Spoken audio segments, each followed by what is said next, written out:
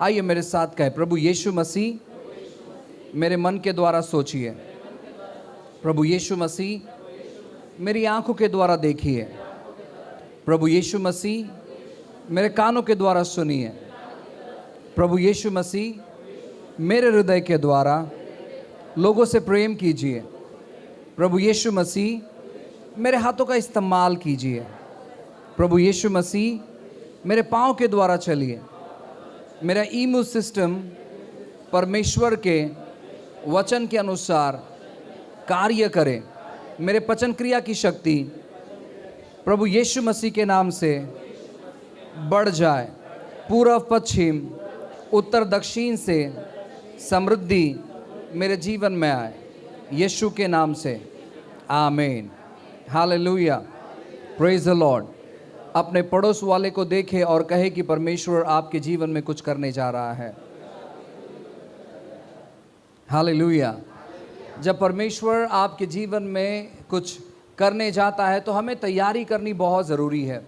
जब आप तैयारी नहीं करते, आप यूं ही बैठे रहते ये सोचते हुए कि प्रभु कुछ करेगा, तो मैं आपसे कहना चाहता हूं परमेश्वर अपना काम करना चालू रखता है, लेकिन आप उन चीज़ों को गवा देते हैं।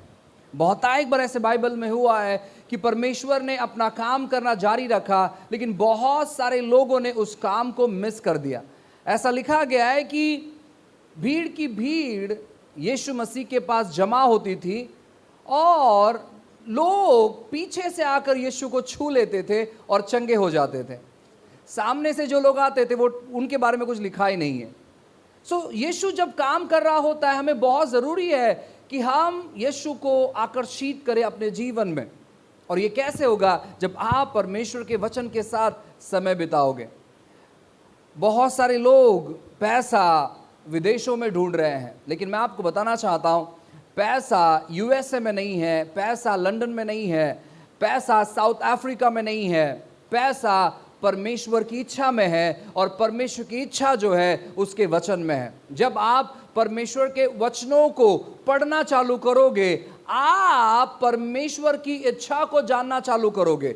और जब आप परमेश्वर की इच्छा को जानना चालू करोगे, जब आप परमेश्वर की इच्छा को अपने जीवन में अनुभव करना चालू करोगे, परमेश्वर की इच्छा आपके जीवन में पूरी होने लगेगी। आप अपने जीवन में जब परमेश्वर की इच्छा को पूरी होते हुए देखोगे, हर एक बातें जो आपको आपके जीवन में ज़रूरत है, वो सारी आवश्यकताएं पूरी होती हुई चली जाएगी। सो मैं चाहूंगा कि आप सभी लोग व्यवस्था विवरण अध्याय 8 निकालें। व्यवस्था विवरण अध्याय 8 और वचन 18। परंतु तू अपने परमेश्वर यहोवा को स्मरण करना, क्योंकि वही है जो तुझे संपत्ति प्राप्त करने की सामर्थ इसलिए देता है कि जो वाचा उसने तेरे पूर्वजों से शपथ खाकर बांधी थी उसको पूरा करे, जैसा आज प्रकट है। हालेलुया। बाइबल कहता है कि परमेश्वर हमें संपत्ति प्राप्त करने का सामर्थ देता है। कहो अपने पड़ोस वाले से, संपत्ति प्राप्त करने का सामर्थ। ना अपने पड़ोस वाले थोड़ा हिला के कहो, संपत्ति प्राप्त करने का सामर्थ। ये सामर्थ मसीह के देह में बहुत बहुत जरूरी है। आज बहुत सारे लोग इस सामर्थ को नकार रहे हैं, बहुत सारे लोग इसको तिरस्कार कर रहे हैं, लेकिन मैं आपसे कहना चाहता हूं कि इस समय मसीह के देह में यह सामर्थ बहुत बहुत जरूरी है। अब जब मैं इन वचनों को पढ़ रहा था तो एक सवाल मेरे मन में आया कि परमेश्वर आप डायरेक्ट पैसा ही क्यों नहीं दे देते? लिखा गया है कि वो आपको संपन्न होने का या समृद्धित होने का वो सामर्थ देता है। तो सवाल है कि प्रभु आप पैसा क्यों नहीं दे देते? फिर अचानक मेरे मन से आवाज आने लगा कि अगर परमेश्वर ने हमारे बेकार परिस्थिति से बाहर निकलने के लिए, या फिर जो लोग कर्जे में हैं, उदाहरण के तौर पर अगर आप कोई कर्जे में हो, आपके ऊपर 10,000 रुपया कर्जा हो गया है और किसी ने आपको 10,000 रुपया चुकता करने के लिए वो 10,000 रुपया आपको दिए कि भाई आप ये 10,000 रुपया लो और आप इस कर्जे से बाहर आ जाओ। सो आप कहोगे प्रभु की स्तुति हो, मुझे 10,000 रुपये की ज़रूरत थी और 10,000 रुपये मुझे मिल गए, ये बहुत बड़ा चमत्कार है मेरे ज़िंदगी का। लेकिन आपको मालूम है कुछ समय के बाद आप वापस कर्जे में आ जाओगे, क्योंकि वो ख़त्म हो जाएगा। आपने 10,000 रुपये लिया, आपने 10,000 रुपये दिया, आपका कर्जा चुकता हो गया, लेकिन आपके पास कुछ नहीं होने की वजह से आप वापस सोचोगे कि अब मैं क्या करूं, अब मैं वापस इससे 2,000 रुपये लूँ, मैं वापस उससे 500 लूँ, मैं वापस उससे 1,000 लूँ, और ऐसे करते करते करते कुछ समय के बाद आप पर वापस 10,000 रुपये कर्जा हो जाएगा। और फिर आप वापस सोचेगी काश फिर एक बार अगर मुझे किसी ने 10,000 रुपये दे दिया ना, उसके बाद मैं कर्जा नहीं करूँगा। नहीं, हमें पैसों की ज़रूरत नहीं है, क्योंकि अगर कोई पैसा देते तो पैसा खर्चा हो जाएगा और वो स्थिति, वो परिस्थिति वापस हमारे जीवन पर आएगी। पैसा आपको समृद्धित नहीं बना सकता है, इसीलिए परमेश्वर पैसे नहीं देता है। वो चमत्कार कभी कभी कर देता है पैसों का, वो बात अलग है, लेकिन वो हर वक्त इसलिए पैसा नहीं देता है क्योंकि पैसा खत्म हो जाता है, लेकिन सामर्थ्य जो है वो कभी खत्म नहीं होता है। परमेश्वर का सामर्थ्य कभी खत्म नहीं होता है। व्यवस्था विवरण आज से लगभग 5-5.5 हजार साल पहले लिखा गया था, और ये जो 18 नंबर का वचन है 8:18, ये 5,000 साल पहले लिखा गया था, लेकिन उसका सामर्थ्य अभी भी प्रबल है। अभी भी लोग इस शास्त्र भाग को पढ़कर समृद्धित हो रहे हैं। इसलिए सामर्थ्य हमारे जीवन से हम कभी नहीं गवा सकते, और इसलिए परमेश्वर जो सबसे कीमती है वो देना चाहता है, ताकि हम समृद्धि पर राज्य कर पाए, हम समृद्धि को अपने जीवन में अनुभव कर पाए। हमारा मन संपन्न नहीं होने की वजह से हमारी जो क्रियाएं हैं वो संपन्न नहीं होते, हमारा जीवन शैली संपन्न नहीं होता है, समृद्धित नहीं होता है। पैसा एक ट्रांजैक्शन का माध्यम है। इसका मतलब है कि हम पैसे को खाते नहीं हैं, हम पैसों का इस्तेमाल करते हैं राशन खरीदने के लिए, हम पैसों का इस्तेमाल करते हैं अच्छे घर पर रहने के लिए, हम पैसों का इस्तेमाल करते हैं अच्छे कपड़े पहनने के लिए। पैसा एक माध्यम है, जो ज़रूरतें हमें लगती है उन ज़रूरतों को पूरा करने का। जब आप पैसों की कीमत को समझोगे तब जाकर आप उस पर राज्य कर पाओगे। अगर आप पैसों की कीमत को नहीं समझोगे तो पैसा आप पर हमेशा राज्य करता रहेगा। हमें समझना है कि पैसों का कीमत क्या है, यानी वो कितनी कीमती है। पैसा मात्र एक ऐसा माध्यम है जिसके द्वारा जो चीज़ें हमारे जीवन में हमें लगती है, हम पैसों के द्वारा उन चीज़ों को खरीदते या एक्सचेंज करते हैं। और बाइबल कहता है कि परमेश्वर ने आपको आशीषित किया है। आशीषित इसका मतलब है परमेश्वर के साथ एक होना। यीशु मसीह जब शरीर में थे इस पृथ्वी पर, आज भी वो शरीर में है, स्वर्ग में केवल एकमात्र व्यक्ति शरीर में है जिसका नाम यीशु है, दूसरा कोई नहीं है। आज भी वो अपने हाथों में घाव लिए हुए हैं, आज भी उनके पसली में वो घाव है, उनके सर पर घाव है, उनके पांव पर घाव है, आज भी उनके पीठ पर घाव है। तो वो एकमात्र मनुष्य है जो स्वर्ग में है। तो सेम जब वो पृथ्वी पर थे, उन्हें पता था कि चीज़ों कैसे इस्तेमाल करना है, और उन्होंने चीज़ों का सही तौर पर इस्तेमाल किया। जब आप इस पृथ्वी पर रह रहे हैं, हमें बहुत ज़रूरी है समझना कि हम अपने जीवन में पैसों का इस्तेमाल कैसे करें, पैसों पर राज्य कैसे करें। आज हो सकता है कि हम उतने संपन्न नहीं हैं या उतने समृद्धित नहीं हैं, लेकिन आपको विश्वास करना जारी करना है। जब आप विश्वास करना जारी करोगे तब जाकर कुछ समय के बाद आप अपने आप को एक अच्छे जगह पर देख पाओगे, क्योंकि जो आप विश्वास करते हो वो आप अपने ज़बान से कबूल करते हो। जो आप अपने जबान से कबूल करते हो, आप क्या करते हो? कबूल करने के बाद आप अपने जीवन में उन चीजों को देखने लगते हो, और जब आप वो चीजों को देखने लगते हो तो वो चीजें आप अपने जीवन में इस्तेमाल करते हो, आप उनका अनुभव करते हो। आपका समृद्धि जीवन शुरुआत होता है विश्वास करने के जरिए। हालेलुया। कहो मैं विश्वास करता हूं। आपको केवल सुनना नहीं है। जब आप सुनते हो हाँ कभी तो ऐसे होगा, मैं आपसे कहना चाहता हूं वो कभी नहीं होगा। आपको इस पर विश्वास करना है। विश्वास इसका मतलब है कि आप उसके बारे में बोलते रहना है खुद से। आपको खुद से बातें करना है, आपको खुद से बोलते रहना है, आपको खुद से कहते रहना है। अगर आप अपने जीवन में बदलाव देखना चाहते हो तो परमेश्वर के वचनों को उठाकर खुद से बात किया करो।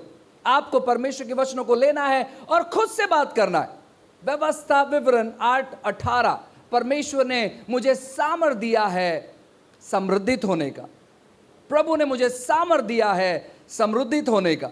परमेश्वर ने मनोज साहू को सामर्थ दिया है समृद्धित होने का। आपको बात करना है, और जब आप बातें करोगे आपके अंदर विश्वास उभरेगा, और एक समय ऐसे आएगा जहां पर आपको आपका विश्वास दिखाई देगा। आप अपने विश्वास को आप देखने पाओगे। आपको विश्वास करना है। मुझे कोई समस्या नहीं उन लोगों से जो लोग कहते हैं कि पास्टर समृद्धि प्रभु की ओर से नहीं है। मुझे कोई समस्या नहीं उन लोगों से। मुझे कोई समस्या नहीं है उन लोगों से जो लोग समृद्धित नहीं होना चाहते। मुझे कोई समस्या नहीं उन लोगों से जो लोग संपन्न नहीं होना चाहते।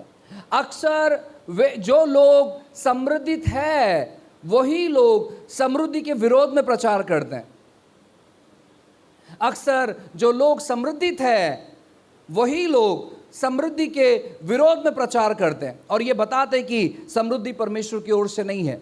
वो बहुत आलीशान घर में रहते हैं और वो कहते हैं कि देखो परमेश्वर को खाली आत्माओं की जरूरत है, आप सेवा करो, और ये सब चीज प्रभु की ओर से नहीं, ये सब चीज शैतान देता है। ऐसे बहुत सारे बहकावे वाले प्रचारक इस दिनों में उठ खड़े हुए हैं, और बहुत सारे जो आत्मिक लोग हैं, जो अच्छे लोग हैं, ऐसे लोगों के जाल में फंस जाते हैं और वे फिर ये सोचना चालू करते हैं सच में हमारे चर्च में केवल समृद्धि के बारे में सिखाया जाता है, हमारे चर्च में सेवा के बारे में नहीं सिखाया जाता है, हमारे चर्च में ये सिखाया नहीं जाता है। नहीं, शायद ये प्रचारक बहुत अच्छा है, हमें इस प्रचारक को फॉलो करना चाहिए, इनके शिक्षाओं को फॉलो करना चाहिए। और वो उस वाक्य के जरिए अपने जीवन में बहुत सारे प्रकार के परेशानी को आकर्षित करते हैं, बहुत सारी गलत चीजों को आकर्षित करते हैं, गरीबी को आकर्षित करते हैं, कंजूसी को आकर्षित करते हैं, हर एक गलत बातों को अपने जीवन में आकर्षित करते हैं। ऐसे प्रचारक लोगों को सुनने के जरिए मैं आपसे कहना चाहता हूं ना, आप ऐसे लोग नहीं बने, आप ऐसे लोग नहीं बने। आपको समझ में आना चाहिए कि कौन सा संदेश हम सुने और कौन सा संदेश नहीं सुनना चाहिए। आप अगर किसी भी प्रचारक को सुनोगे, आपका विश्वास का जो स्तर है वो कम होता हुआ चले जाएगा। आप जब बाइबल में पढ़ोगे, काफी बार बाइबल में यीशु मसीह ने अपने चेलों को विश्वास के शब्द के द्वारा पुकारा गया है, यानी उनको जताया गया है, हे अल्प विश्वासियों, तुम्हारा विश्वास कहाँ गया? तुम क्यों विश्वास नहीं करते? बहुतायत बार। और ये समय में यही समस्या है हर एक विश्वासी की। परमेश्वर ने एक मात्रा का विश्वास हम हर एक व्यक्ति के अंदर भरा है जिस समय हमने प्रभु यीशु मसीह को अपने जीवन में स्वीकार किया। और जब आप परमेश्वर के वचनों को परमेश्वर के मुताबिक पढ़ना चालू करते हैं, आपका विश्वास उभरता है चीजों को अपने जीवन में देखने के लिए।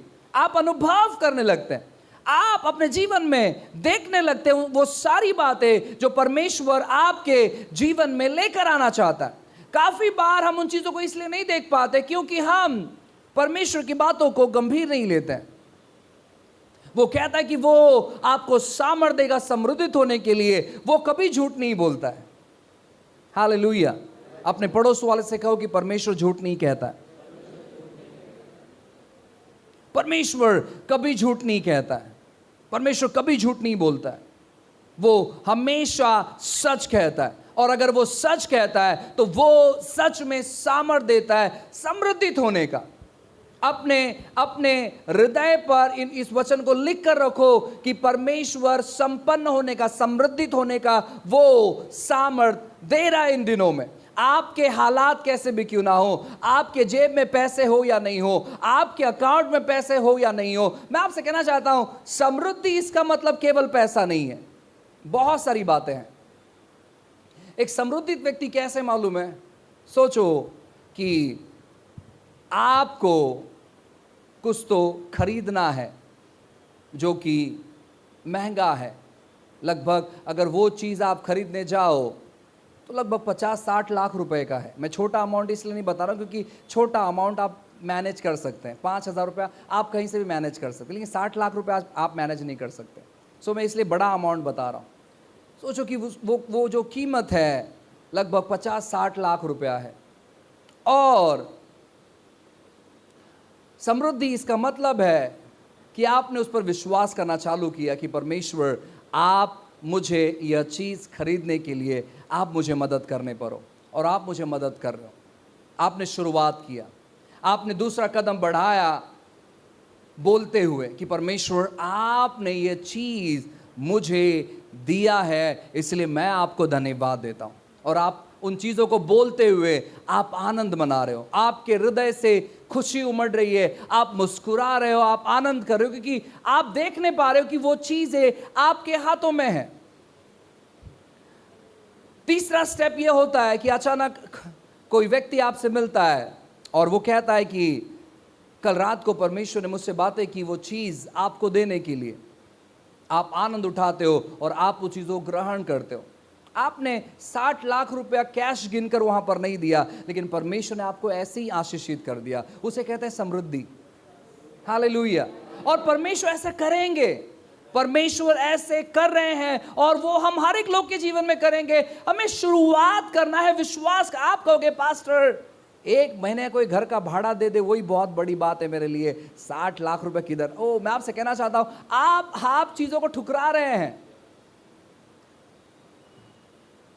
आप चीजों को ठुकरा रहे हैं। पास्टर 1 वक्त कोई खाना दे दे उतनी बड़ी बात है, इस लॉकडाउन के बाद किधर 60 लाख रुपए के लिए हम विश्वास कर। नहीं, आपको विश्वास करना शुरू करना चाहिए, आपको विश्वास करना शुरू करना चाहिए। आप जैसे विश्वास करना शुरू करोगे चीजें आपके जीवन में दिखाई देगी, आप अनुभव करने पाओगे, आप देखोगे कि सच में आपका विश्वास कार्य कर रहा है। बाइबल कहता है कि जो बातें है ही नहीं परमेश्वर उनका नाम ऐसे लेता है मानो कि वो है। जो बातें है ही नहीं, जो बातें है ही नहीं, जो दिखाई नहीं, आपको क्या दिखाई नहीं दे रहा है, क्या आप उनका नाम ऐसे लेते हो जैसे कि आप उसे देख पा रहे हो? और अगर आप नहीं ले रहे हो तो लेना चालू करो। जो चीजें आपको दिखाई नहीं दे रही है, जो चीजें आप छू नहीं पा रहे हैं, जो चीज आप महसूस नहीं कर पा रहे, जो चीजें आप दूसरों को बता नहीं पा रहे, आपको शुरुआत करना है उन चीजों को देखने के लिए, क्योंकि ये परमेश्वर का स्वभाव है, ये परमेश्वर की आदत है। आप कितना पैसा खर्चा कर सकते हैं एक नया सूरज बनाने के लिए? आप जितने भी बिलियनियर्स हैं, अरबपति है, उन सबके पैसों को भी अगर आप इकट्ठा कर लोगे आप एक नया सूरज नहीं बना सकते। इम्पॉसिबल है, असंभव है। समृद्धि उसे ही कहा जाता है। परमेश्वर इतना समृद्धित है कि जो कभी कोई इंसान नहीं कर सकता वैसे चीजें परमेश्वर करता है, इसलिए वो समृद्धित है। हालेलुया। और सूरज बहुत बड़ा बात हो गया, मैं छोटी सी बात आपको कहना चाहता हूं। जितने लोगों के सर पर बाल है ना, आप अपने बाल पर हाथ लगाए। आपको मालूम है आप जितने भी ये अब्जोपति है इनके सारे पैसे को अगर आप इकट्ठे करोगे और सेम टू सेम यही बाल अगर आप बनाना कोशिश करोगे आप नहीं बना सकते। सेम टू सेम, नकली वो बात अलग है, लेकिन सेम टू सेम आप ये बाल नहीं बना सकते। आप चाहे कितना भी पैसा खर्चा कर लो, परमेश्वर ने जो चीजें बनाई है इंसान वो चीजें कभी नहीं बना सकता। वो बिगाड़ जरूर सकता है लेकिन बना नहीं सकता। इंसान पानी नहीं बना सकता, इंसान आंख नहीं बना सकता, इंसान स्किन नहीं बना सकता, इंसान दांत नहीं बना सकता, इंसान वो कोई चीज नहीं बना सकता जो परमेश्वर ने बनाई, इसलिए वो समृद्धित है। समृद्धि केवल पैसों के बारे में नहीं है।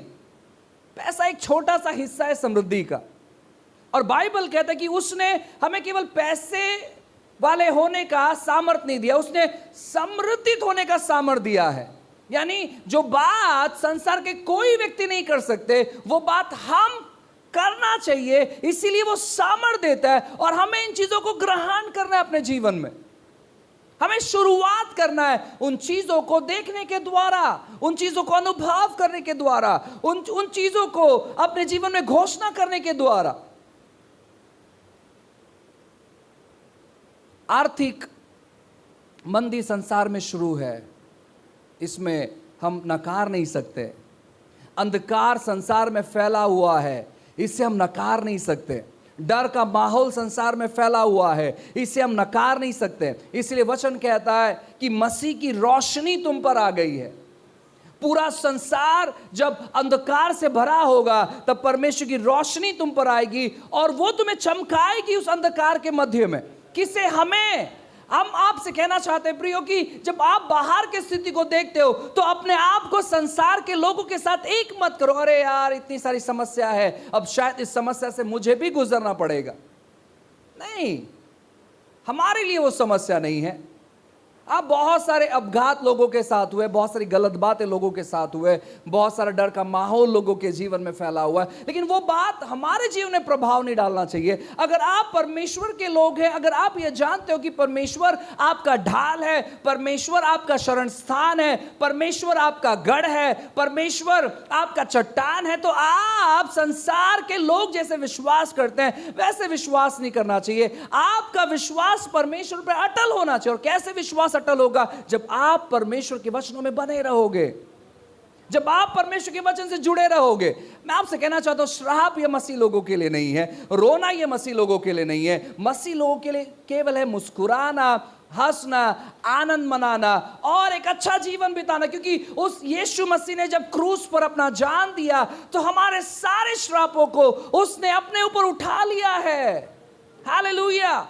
हमारे ऊपर कोई बंधन काम नहीं कर सकते, हमारे ऊपर कोई बुरी नजर काम नहीं कर सकती। ओ पास्टर, मैं अच्छा खाना खा रहा था, उसने नजर लगा दिया, पेट मेरा खराब हो गया। ओ, काला टीका अगर किसी के बुरी नजर से बचा सकता था, अगर नींबू और मिर्ची या फिर कोयला या फिर जो भी 5-10 रुपए का जो चीज़ है, अगर वो किसी को बुरी नज़र से बचा सकता था, तो मैं आपसे कहना चाहता हूं ना, दुनिया में कोई गलत काम कभी नहीं होता था। जो लोग ये चीज़ें बेचते हैं उनका ही हालत अभी तक खराब है। जो 1000 नींबू लेकर घूमते हैं वही रोड पर सोते हैं, तो आप एक नींबू कहीं लगाकर क्या परिवर्तन लेकर आओगे? परमेश्वर का वचन आपको सुरक्षित रखेगा। आपको जितना हो सके परमेश्वर के वचनों का ध्यान करना है। अगर आप बहुत ज्यादा कर्जे में हो, पैसा आपका समस्या नहीं है, पैसा आपका समस्या नहीं है। आपका समस्या आपका सोच है। आप अपने समस्या को बहुत बड़ा देख रहे हैं, इसलिए आप अपने कर्जे से बाहर आते हैं और वापस प्रवेश करते हैं। आप बाहर आते हैं, आप वापस प्रवेश करते हैं, आप बाहर आते हैं, आप वापस प्रवेश करते हैं। पैसा आपका समस्या। आपको लगता है काश एक बार ये कर्जा मेरे जिंदगी से चले जाए, वो वापस आएगा आपके पास, क्योंकि समस्या पैसा नहीं है। आपको लगता है कि नहीं, काश मेरे पास इतना पैसा आ जाए। पैसा समस्या नहीं है, समस्या हमारा सोच है, समस्या हमारा अज्ञानता है। जो चीज हम जानते नहीं है वो हमारा सबसे बड़ा समस्या है। ज्ञान बहुत बड़ा सामर्थ्य है और वो आपको मिलेगा प्रभु के वचन को पढ़ने के द्वारा। बुद्धि बहुत बड़ा सामर्थ्य है, वो आपको प्राप्त होगा परमेश्वर के वचनों को अध्ययन करने के द्वारा। जब आप कर्जे में अपना जीवन बिता रहे हैं, अगर आप वहां से बाहर निकलना चाहते हैं तो परमेश्वर के वचनों के पास जाओ और प्रभु से कहो कि परमेश्वर मुझे तरकीब बताए, मुझे मेरा मार्गदर्शन कर यहां से बाहर निकलने के लिए। हमें लगता है कि हम जिंदगी भर कभी इस स्थिति से बाहर नहीं निकल पाएंगे, हम जिंदगी भर कभी इस परिस्थिति से बाहर नहीं निकल पाएंगे। जब मुझे कुछ करना होता है, जब मुझे कुछ पैसे की ज़रूरत पड़ती है, तो मेरा मेरा मन, मेरा दिमाग सबसे पहले कर्ज़े के बारे में नहीं भागता है। मुझे कहाँ से कोई कर्ज़ा मिल जाएगा, मुझे कहाँ से थोड़ा सा लोन मिल जाएगा, मैं कभी नहीं सोचता हूँ इसके बारे में।